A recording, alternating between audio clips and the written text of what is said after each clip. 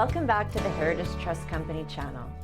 I'm Nicole Garton, President and General Counsel of Heritage Trust. Here's one statistic that should make every family stop and think. Indigenous Services Canada says that less than 9% of First Nations people living on reserve have a will when they pass away. ISC also says that a person's will can be very different depending on whether they live on or off reserve.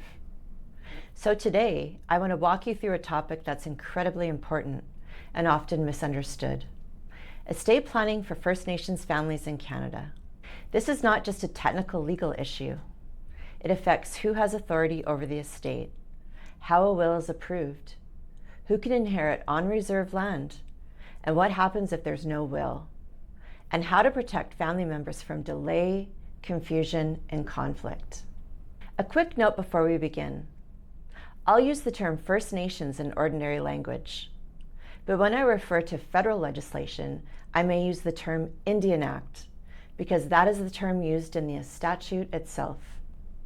This video is general education only. It's not legal advice, because these cases are very fact-specific.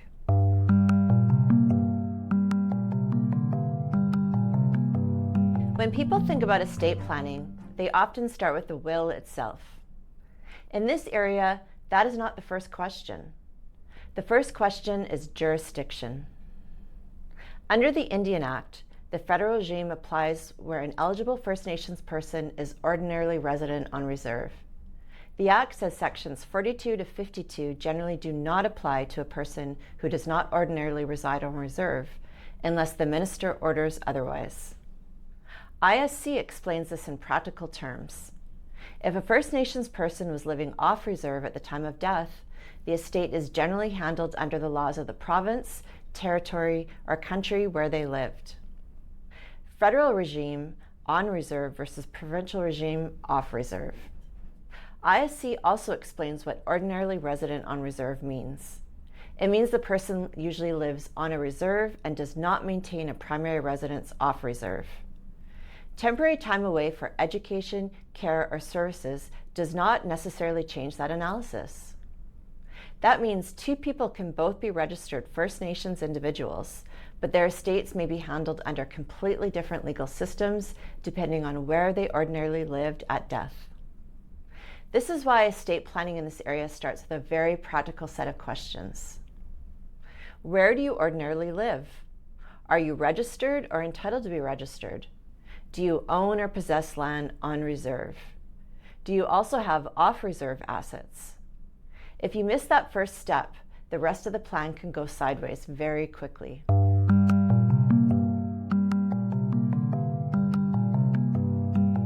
If the Indian Act applies, the estate process looks very different from what many families and even some advisors expect. Section 42 says the jurisdiction over testamentary matters for deceased Indians is vested exclusively in the minister. Section 43 then gives the minister broad powers, including the power to appoint executors and administrators, remove them, authorize them to act, or administer the estate directly. Section 44 also allows the minister to consent to a court exercising jurisdiction, or to refer to probate or administration matter to the court. That is a major difference from the usual provincial model, where a will takes effect on death and the court process is largely confirmatory. Under Section 45(3), a will executed by an Indian has no legal force or effect as a disposition of property until the minister has approved it or a court has granted probate under the Act. That single point is worth repeating. If the federal regime applies, this is not just a standard provincial probate file with a different label. It is a different system with ministerial oversight built into it. And the minister's powers do not stop there. Section 46 says the minister may declare a will void in whole or in part on several grounds: duress or undue influence, lack of testamentary capacity, terms that would impose hardship on someone the testator had a responsibility to provide for, a gift or reserved land that is contrary to the Act or the interests of the band, terms that are too vague or uncertain to administer, or terms that are against the public interest.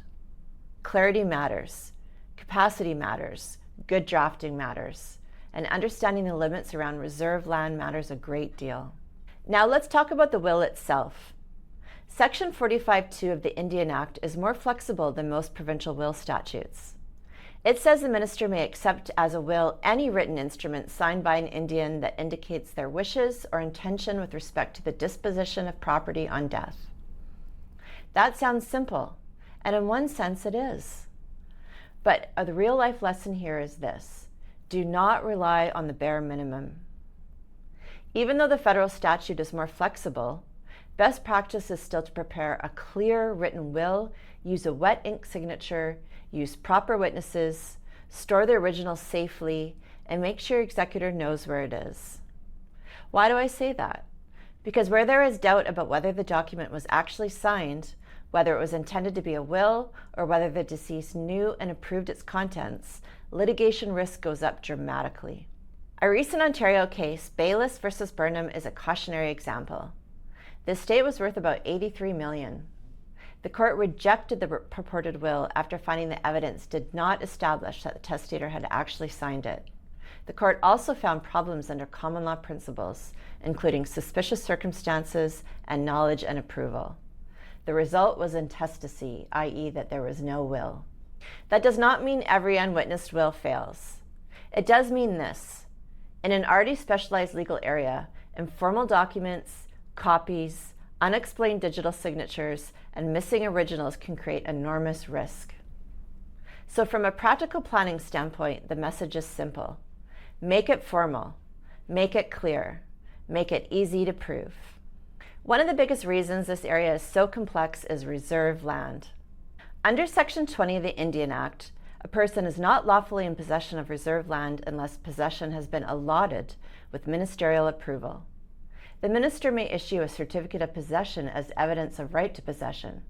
Section 24 says a person who is lawfully in possession may transfer that right to the band or another member of the band, but the transfer is not effective unless approved by the minister.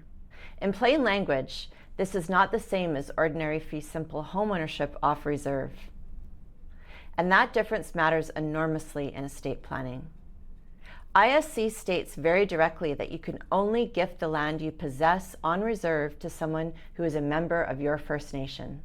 Section 50 reinforces that.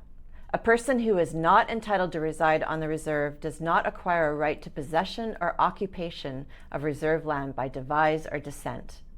Instead, the right must be offered for sale to eligible residents, and if there is no sale within the relevant period, the right can revert to the band. This is where blended families, second marriages, stepchildren, and children registered with the different First Nations can create very difficult planning issues. A plan that seems fair in ordinary off-reserve estate planning may simply not work where the key asset is a home on reserve. This is why these files often require more customized drafting, more careful family conversations, and sometimes creative solutions around occupancy, offsetting value with other assets, or sequencing who benefits and when. There is a related point about surviving spouses and common law partners. Under the Family Homes on Reserve and Matrimonial Interest or Rights Act, a survivor may occupy the family home for 180 days after death, whether or not the survivor is a First Nations member or an Indian.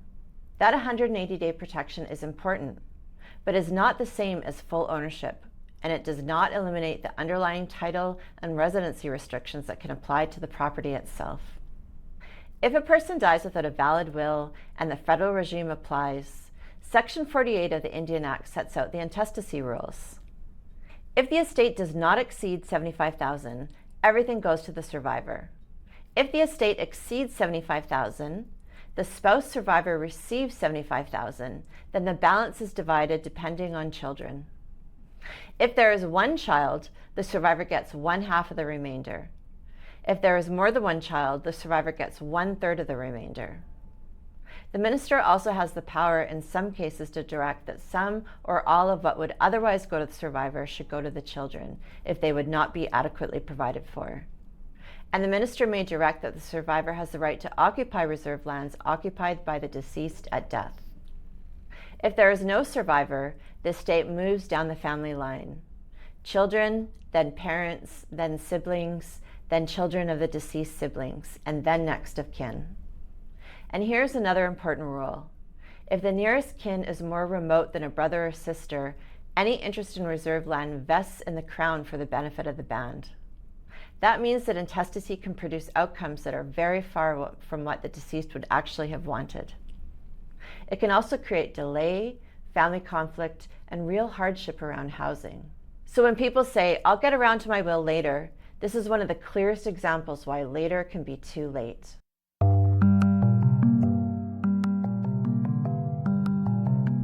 So what does good planning actually look like for First Nations families? Here's a practical checklist I would use.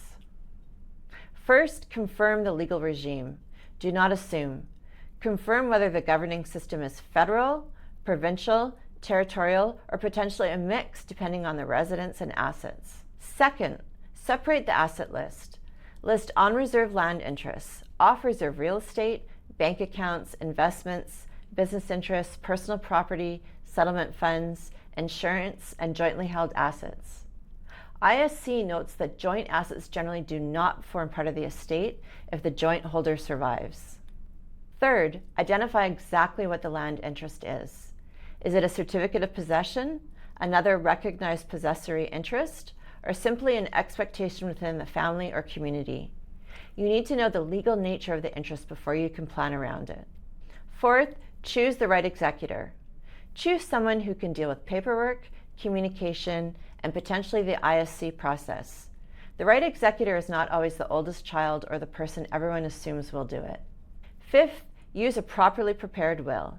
Yes, the federal statute is flexible, but flexibility should not be confused with informality. The cleaner the document, the better the evidence around it, the less risk for your family later.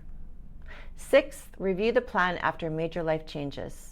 A move on or off reserve, a new relationship, a separation, a new child, a death in the family, a business change, or the receipt of settlement funds. Any of these can change the right planning strategy. Seventh, work with someone who understands both the law and the lived reality. This area is legal, but it is also relational. It touches housing, family dynamics, community ties, and cultural context. Good advice has to respect all of that. For some people, especially those with significant assets on and off reserve, business interests, or property in more than one jurisdiction, more sophisticated planning may be appropriate. This could include coordination across legal regimes and possibly more than one testamentary instrument. That is not necessary in every case, but it should be considered where the asset mix is complicated.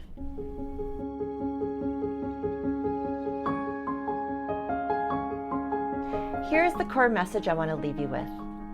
Estate planning for First Nations families is not just ordinary planning with a few extra forms.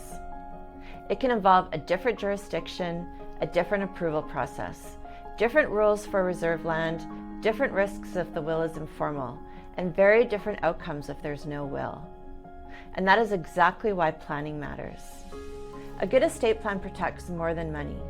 It protects housing, it protects family relationships, it protects dignity. And it gives people clarity at a time when clarity is often in very short supply. If this topic affects you or your family, do not leave it to guesswork. Get the right advice, get the documents done properly, and make sure the people you love know where those documents are and who to call. If you found this helpful, subscribe to the Heritage Trust Company channel, share this video with someone who needs it, and leave a comment below with topics you'd like us to cover next. I'm Nicole Garton. Thank you for watching.